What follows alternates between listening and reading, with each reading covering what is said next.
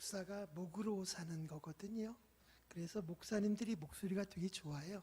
한 목사님도 그렇고 찬양대도 그렇고 저만 나빠요. 그래도 또 다른 이름은 김태연이잖아요. 소녀시대를 본다 생각하시고 연예인과 함께 드리는 예배다 생각하면 또 참아집니다. 오늘 저희가 읽은 본문을 보면 모든 성경은 그 본문도 중요하지만 그 앞에 어떤 사건이 있었냐도 중요해요. 오늘 우리가 읽은 본문에 바로 앞에 있던 사건은 오병이어의 사건이에요. 예수님이 하신 수많은 기적들이 있잖아요. 그 기적들 중에 마태, 마가, 누가, 요한 사복음서에 다 기록되어 있는 유일한 기적이 오병이어예요. 왜요? 먹는 거니까. 우린 먹는 거가 중요하잖아요. 먹고 마시는 일은 사람들은 다 기억한다. 그래서 오병이어 사건만큼은 죽은 자를 살리는 것은 내 복음서에 다 기록되지 않았어도 먹고 사는 문제만큼은 사복음서에 다 기록되었다. 이게 재밌는데요. 오늘 본문에 있는 직전에 있던 사건이 오병이어 사건입니다. 예수님께서 왜 오병이어 사건을 일으키셨을까라고 하면 본문에 답이 하나 딱 나오는데 그 앞 본문에 그 목자 없는 양 같음을 긍휼히 여기셨다 그랬어요. 주님께서 기적을 베푸시는 가장 큰 이유는 우리를 긍휼히 여기시기 때문입니다. 어느 누구도 예수님께 밥을 달라고 한 적이 없어요. 5,000명의 사람들은 예수님께 나온 목적이 말씀을 들으려고 나온 거예요. 그런데 주님은 그들을 보시고 긍휼함이 동하셔서 말씀뿐만 아니라 육체도 먹이셨어요. 오늘도 사랑하는 산돌교회 성도님들이 하나님의 교회에 오실 때는 그저 영적인 양식을 구해서 오셨지만 하나님은 여러분의 필요한 모든 것들을 이미 긍휼히 여기시고 채워 주시기를 준비하셨다라고 생각하시면 뿌듯하다 이런 마음을 가지셔도 됩니다. 그런데요, 오늘 본문에 가장 먼저 있는 말씀이 이 말씀이에요. 예수님이 즉시 제자들을 재촉하사 자기가 무리를 보내는 동안에 먼저 벳사이다로 가게 하셨어요.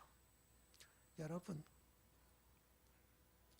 예수님께서요 빈들에 있는 자들을 가르치시고요 5,000명에게 일일이 떡을 떼 주셨거든요.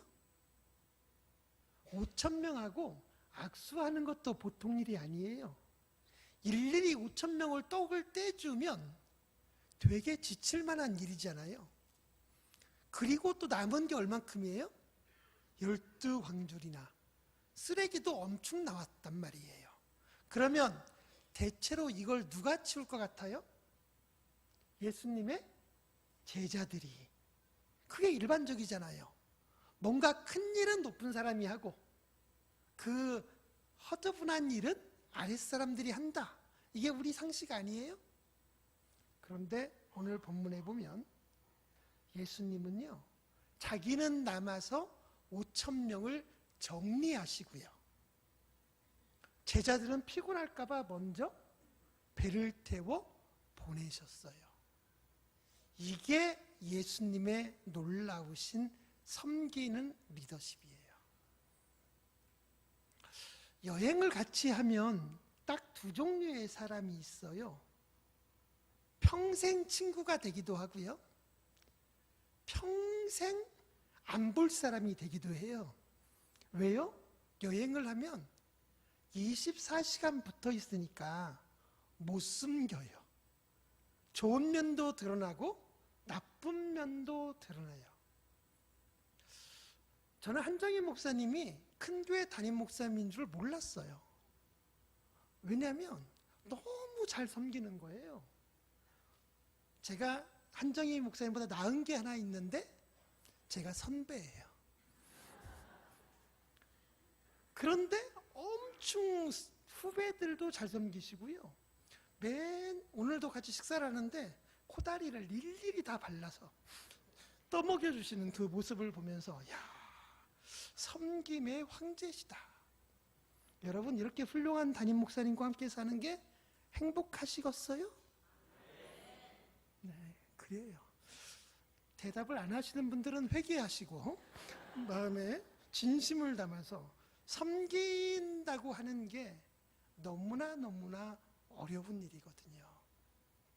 예수님은 섬김이라고 하는 단어로 모든 것을 설명할 만한 완벽한 분이세요. 예수님을 지정한 유일하고 아주 위대한 성경 본문이 빌립보서 2장에 있잖아요. 너희 안에 이 마음을 품으라. 곧 그리스도 예수의 마음이니 그는 근본 하나님과 본통체시나 하나님과 동등됨을 취할 것으로 여기지 아니하시고 자기를 비어 종의 형체를 가져 사람의 모양으로 나타났고 사람의 모양으로 나타나사 죽기까지 복종하셨으니 곧 십자가에 죽으심이라. 이랬더니요, 하나님께서 그를 지극히 높여 하늘에 있는 자들과 땅 위에 있는 자들과 땅 아래에 있는 자들로 모든 무릎을 예수의 이름에 꿇게 하시고 모든 입으로 예수 그리스도를 주라 신하게 하여 하나님 아버지께 영광을 돌렸다고 기록하고 있어요. 중요한 건 무엇이냐? 끝까지 섬기는 자가 예수님을 닮은 자다. 폼 잡는 건 누구나 할 수 있지만 섬기는 건 어려운 일이에요. 예수 그리스도를 닮기를 원하시면 내가 무엇을 잘했다가 아니라 내가 얼마나 낮아져서 섬기는 사람인가, 이 모습을 보는 것이 가장 중요하다라고 기억하시기를 바랍니다. 이렇게 주님께서는 다 섬기셨거든요. 그리고 이제 5,000명을 다 보내셨어요. 그러면 좀 쉬시러 갈 만한데 오늘 본문에 보면 46절에 보니까 무리를 작별하신 후에 기도하러 산으로 가셨대요.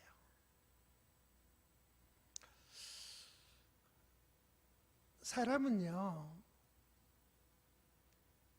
혼자 있을 때가 중요하잖아요. 나 혼자 남았을 때 무엇을 마지막으로 하느냐, 이게 그 사람의 본질이에요.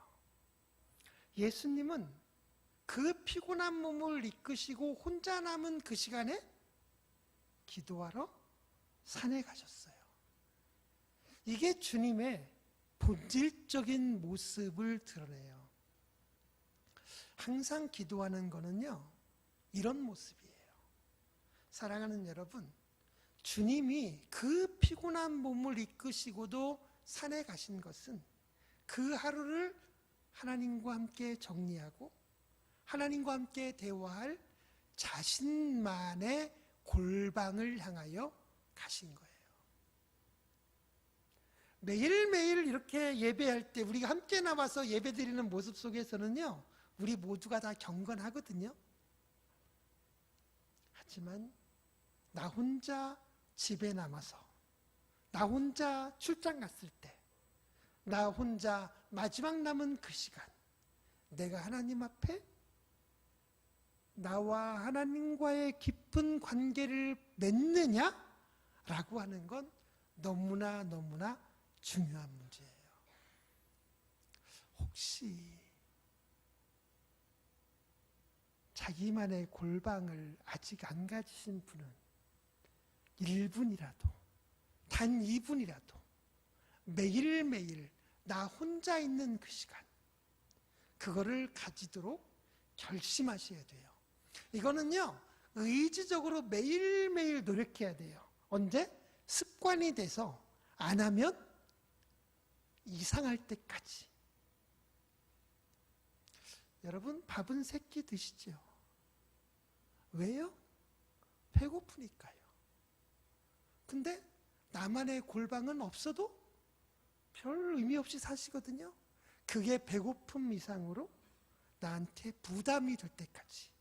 습관이 돼서 안 하면 견디지 못하는 순간까지 하는 것, 그게 주님처럼 그 피곤한 몸을 이끌고도 나 혼자 산에 올라가는 거예요.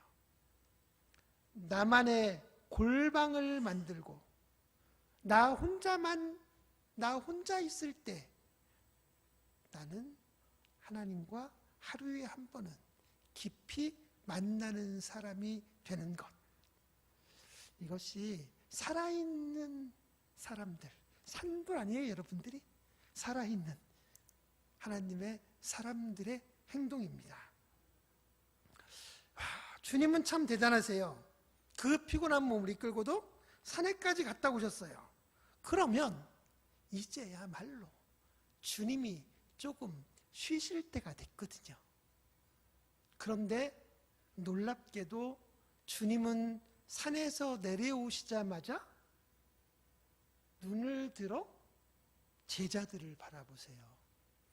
오늘 본문에 보니까 주님이 제자들을 보니까요, 저물매 배는 가다 가운데 있고 예수께서는 홀로 혼자 무태 계시다가 바람이 거스리는 것을 보시고는, 제자들이 힘겹게 노젓는 것을 보시고는 또 마음이 아프셨어요.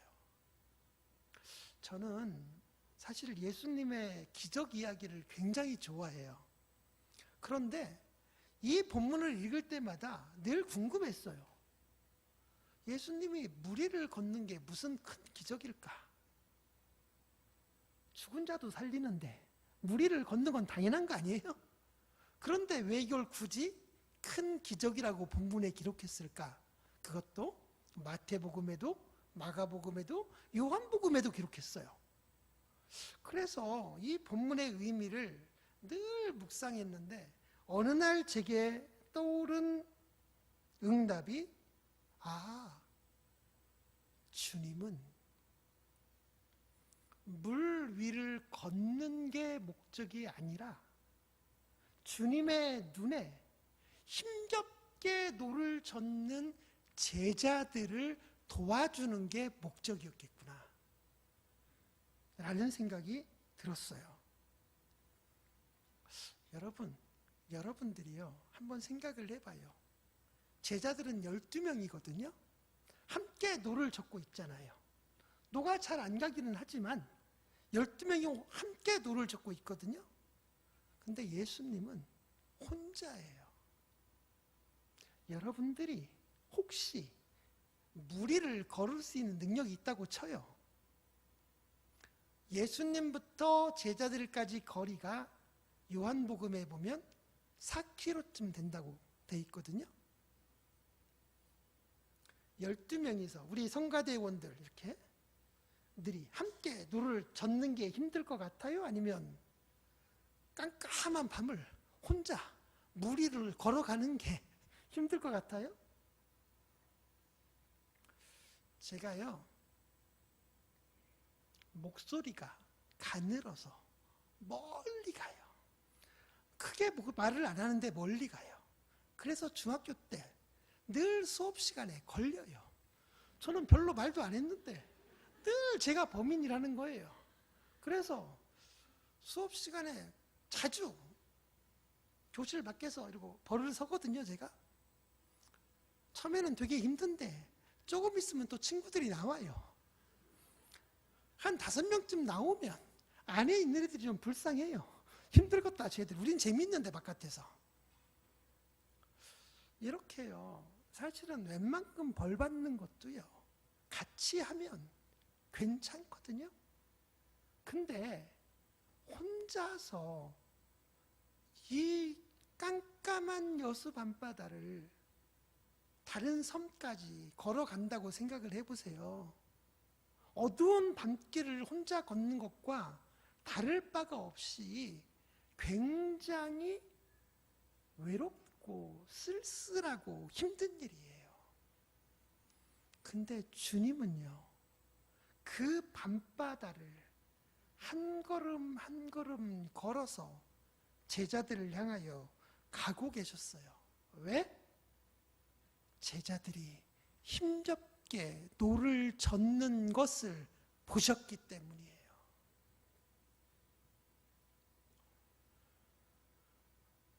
놀라운 것은요, 제자들은 주님을 향하여 도와달라고 한 적이 없다는 사실이에요. 제자들은 그저 힘겹게 자신의 삶을 살고 있었는데, 주님은 이미 그들을 향하여 자신의 피곤한 몸을 이끌고 온 노력을 다하여 그들을 바라보시고 그들의 문제를 향하여 한 걸음 한 걸음 가고 계셨어요. 사랑하는 여러분, 우리의 신앙이 그래요. 여러분들이요, 조금 어려울 때는 그냥 말하기가 쉬워요. 나 이런 어려움이 있어요.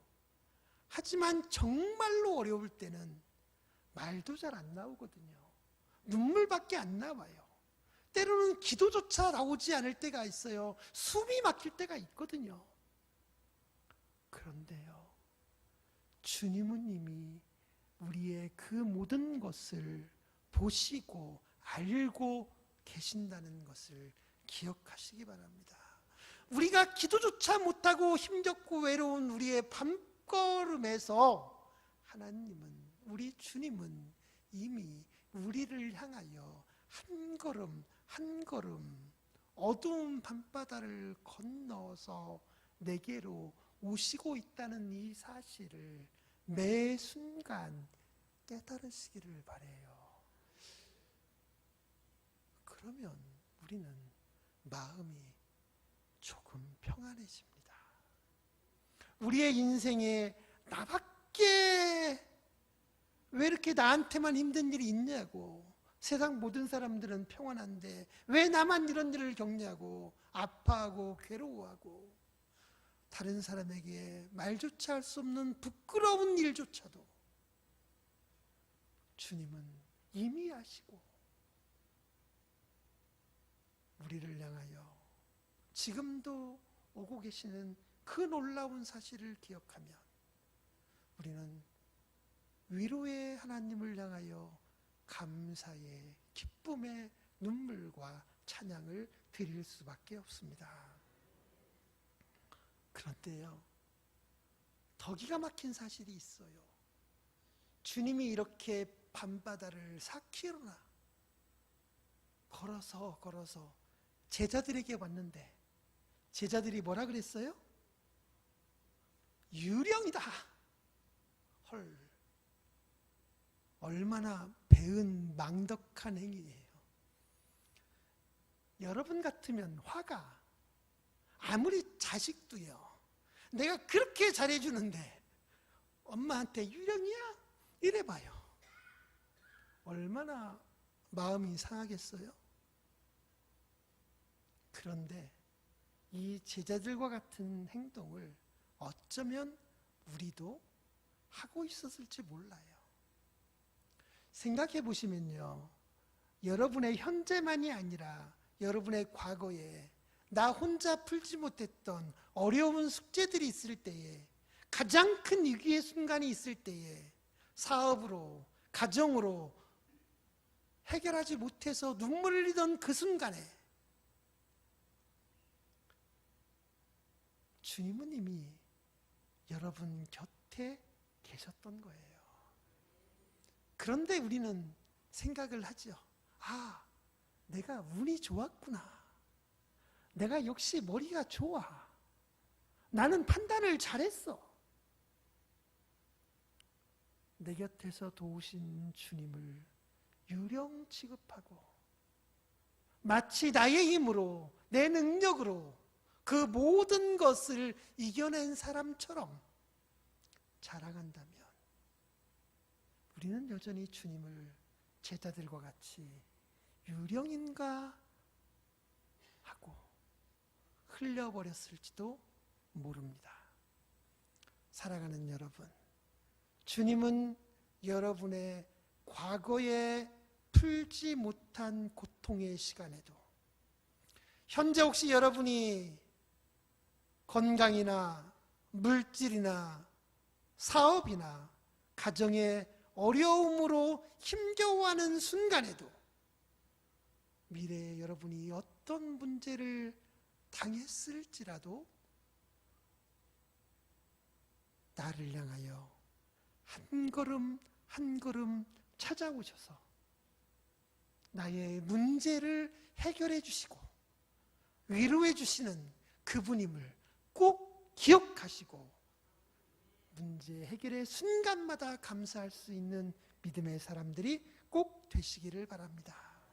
주님은 단 한 번도 우리를 잊은 적이 없고, 주님은 단 한 번도 여러분의 문제를 외면하신 적이 없이 과거에도 현재에도 미래에도 내 곁에서 나를 돕고 계시는 그 주님을, 주님이 여기까지 오시느라 얼마나 힘들었을까. 저 어둡고 나는 쳐다보지도 않는데 내 곁에 이미 오셔서 나를 바라보시는 그 모습을 깨닫는다면 우리의 마음은 큰 위로와 감사가 넘치게 됩니다. 그렇게 주님이 곁에 오셔서는 너무나 놀라운 말씀을 하세요.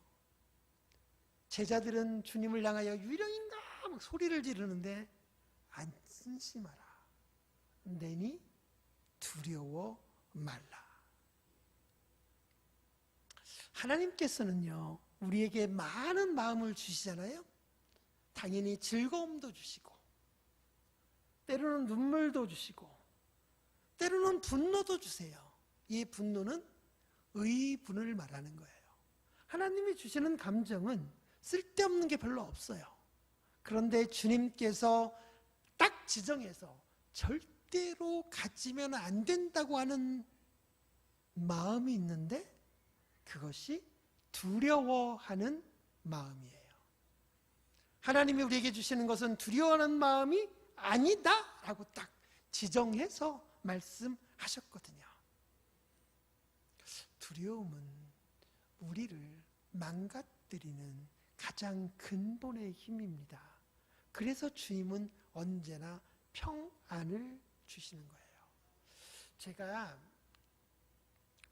제주도에 여행했는데 눈이 오는 계절인데요, 천백고지 아시죠? 그 제일 높은 천백고지를 올라간 적이 있어요. 딱 올라갔는데, 올라갈 때는 괜찮았는데 올라가서 보니까 내려가는 길이 빙판이에요. 제 이름이 태연이잖아요. 저는 아주 태연스럽게 그 차를 거기서부터 살랑살랑 운전 내려왔어요. 그런데 저랑 같이 간 친구 목사가 있는데, 그 친구 목사 차에는 권사님 한 분이 타셨고 그분이 개인 택시 운전사예요. 이렇게 말씀하셨대요. 내가 눈길에서 죽을 뻔했다. 큰일 났다. 우리 위험하다. 그 순간 그 차는 얼었어요.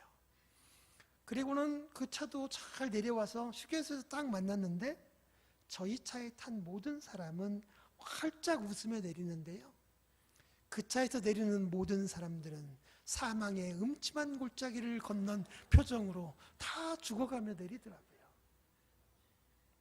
같은 길을 온 거예요. 같은 삶을 사는 겁니다.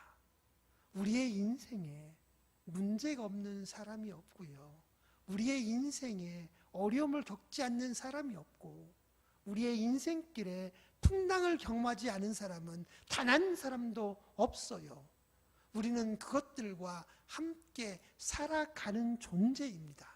단지 다른 것은 그것들을 보고 두려워하며 떨며 괴로워하며 믿음 없는 사람처럼 살 것인가, 아니면 주님을 향한 담대한 믿음으로 두려움 없이 하나님을 신뢰하는 마음으로 평안히 갈 것이냐, 그것만 남은 거예요. 주님은 오늘도 제자들에게 첫 번째 주시는 말씀이 평안하라. 내니 두려워 말고 안심하라. 왜요? 내가 옆에 있는데 설마 이 배가 뒤집어지겠느냐? 내가 곁에 있는데 설마 너희들의 삶이 무너지겠느냐? 사랑하는 산들교회 성도님들이 주님을 신뢰하는데 주님이 여러분을 넘어뜨리실 리가 없다. 이 사실을 확신하기만 하면 됩니다. 그리고 말씀하신 것처럼 그 다음 순간 주님이 그 배에 오르시자마자 모든 풍랑은 잔잔해지고 모든 문제는 해결되었습니다. 사랑하는 주님은 제자들의 어려움을 바라보시고 홀로 외롭게 밤바다를 건너가 그들의 배에 오르자마자 그것만으로 모든 문제는 해결되고 평안을 찾았습니다. 똑같이 그 주님이 여러분의 삶의 밤바다를 건너 내게 왔을 때 내가 주님을 어서 오시옵소서 감사합니다 단 한마디로 받아들이기만 하면 주님이 여러분 안에 들어오시는 그 순간 그것만으로 우리의 모든 어려움과 고통과 눈물로부터 여러분이 그렇게 괴로워하던 모든 순간의 짐으로부터 여러분이 자유케 되고 평안케 된다는 이 너무나 단순한 진리를 꼭 기억하시면 좋겠습니다. 사랑하는 여러분, 그렇습니다. 주님은 지금도 우리의 밤바다에 나의 눈물에 내가 해결하지 못한 숙제에 내가 기도하는 기도의 제목 위에 찾아오고 계시며 이미 내 곁에 오셔서 나를 돕겠다고 말씀하시며 계시록에 있는 것처럼 문 밖에 서서 두드리실 그분을 영접하시고 찾아오시는 주님과 함께 평안과 기쁨을 누리셔서 여러분의 삶이 오늘보다 훨씬 평안하고 오늘보다 훨씬 자유롭고 늘 기쁨과 감사가 충만하시기를 주님의 이름으로 축원합니다. 저는 그리스에 살고 있습니다. 그래서 그리스 이야기를 잠깐 하려고 합니다. 그리스는 나중에 지도를 보시면 알겠지만 우리가 제일 역사적으로 많이 얽혀있는 나라가 옆나라 일본이잖아요. 그리스는 터키거든요. 뚜르키예라고 하는 나라와 있는데 가장 큰 차이는 뭐냐? 뚜르키예는 무슬림이 97%, 그리스는 정교회가 95%예요. 그래서 그리스의 가장 중요한 역할은 무슬림이 유럽으로 가는 것을 완전히 막는 거대한 방파제입니다. 문화적으로 역사적으로 절대로 그리스는 무슬림에 정복당하지 않습니다. 이게 얼마나 큰 일이냐면 만약에 그리스에 그런 강력한 벽이 없으면 아마 무슬림이 지금 전 유럽을 휩쓸었을 것이 분명하거든요. 그래서 여러분이 그리스 하면 다른 의미도 있지만 유럽을 지키는 거대한 방파제 이렇게 인식하면 좋고, 그래서 그리스를 뭔가 우리가 열정적인 그리스도로 만들면 그들이 무슬림을 향하여 나가기에 가장 최적의 선교적인 지렛대를 할 수 있는 곳이 그리스입니다. 저는 그곳에서 그리스 젊은이들을 위한 사역들을 하고 있고요. 제일 재밌게 하고 있는 것은 한국어를 가르치는 일을 합니다. 그리스 사람들이요, 한국어를 배워요. 어디다 써먹게요? 아무 때에도 쓸모가 없어요. 그래도 배워요. 왜? 한국을 사랑해서. 놀랍잖아요? 전 세계 문화 1번지 그리스의 젊은이들이 한국말을 배우겠다고 저희가 1000명 이상 가르쳤고요. 지금도 계속 가르치고 있어요. 걔네들이요, 돈 내면서 배우는데도 많이 와요. 그리고 이제 그들을 향하여 또 동아리를, 한국 문화 동아리를 만들어서 청년들을 사역하는 일이 제가 하는 제일 큰 일이고요. 두 번째 하는 일은 목사님이 소개한 대로 그리스에는 수많은 성지들이 있어요. 그 성지들을 발굴하고 연구하고 그것들을 한국교회에 소개하는 일을 하는데, 혹시 여러분들이 또 그리스가 기억에 나시면 얼굴색도 나와 다르고 목소리도 여러분과 다른 그분이, 그죠? 제가 색깔도 상당히 검고 목소리도 나름 남자 박정님인데 그런 사람이 그래도 그리스를 위하여 열심히 살았고 있구나 라고 기억나실 때에 기도해 주시면 감사하겠습니다. 말씀을 맺겠습니다. 하나님께서는 저와 여러분의 눈물의 시간에 한 번도 우리를 찾아오지 않으신 적이 없었고, 우리의 현재에도 여러분이 어떠한 고통의 삶을 살아도 지금도 우리를 향하여 걸어오고 계시고, 미래에 당할 어떤 어려움 속에서도 내게 오시는 그분이신 것을 꼭 기억하시고 주님과 함께 담대하게 평안하게 즐겁게 인생을 살아가시고 교회를 섬기시는 아름다운 산돌교회 성도님들이 다 되시기를 주님의 이름으로 축원드립니다. 기도드리겠습니다. 사랑하는 하나님, 하나님이 우리를 사랑하셔서 이곳에 함께 예배하게 하시고 우리의 삶에 많은 긍정적인 것들과 기쁨의 것들을 주신 것을 감사합니다. 또한 하나님, 남들에게는 말할 수 없어서 나 혼자 아파하고 나 혼자 눈물 짓고 나 혼자 괴로워하던 그 고통의 긴 시간 동안에 주님이 저를 찾아와 주셨음을 깨닫습니다. 또한 지금도 우리의 눈물에, 우리의 가정의 문제에, 직장과 삶과 자녀의 문제 속에 여전히 개입하시는 주님을 기억합니다. 미래에도 나와 함께 하실 주님을 확실히 고백하오니 주님을 느끼게 하시고 깨닫게 하시고 받아들이게 하셔서 우리의 모든 문제로부터 자유함과 평안을 누리는 산돌교회 성도님들이 되도록 주여 도와주시옵소서. 우리를 위하여 십자가 지신 예수 그리스도의 이름으로 기도드리옵나이다. 아멘.